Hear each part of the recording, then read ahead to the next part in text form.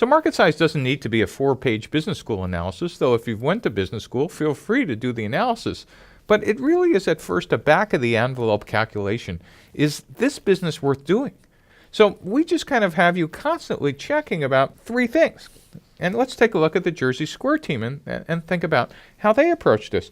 If you remember, we asked you to talk about the total available market or total addressable market, which really is a fancy word to say is how big is the universe of everybody potentially who could use the product.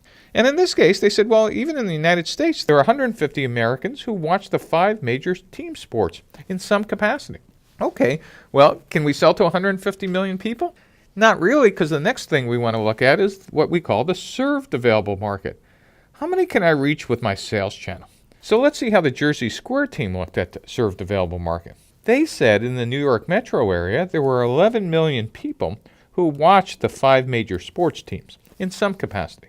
What they really should have done is said that, but then said how many of them have a web browser and how many of them will we actually be able to reach within some period of time and with some semblance of cash. And the next thing they were looking at was their target market. Who will be their most likely buyers?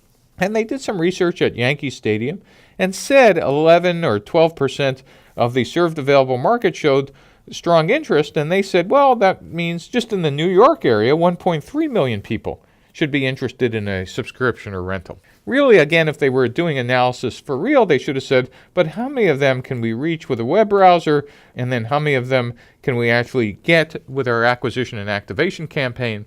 And what falls out of this, if you actually take it to the next level, is what's a reasonable assumption of year 1, 2, and 3 revenue? Just back of the envelope. Okay, so these are the people. Gee, subscription and half pay rental. Let's do some math. Oh, my first year's revenue should be $300 million.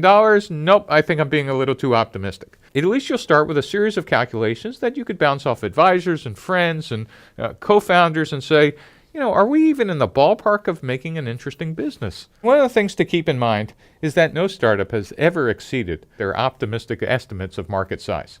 So if your numbers are coming in too low of potential customers, I wouldn't give up. I would just be going back and looking at the customer segments you're targeting and understand whether you want to build a business or have a hobby.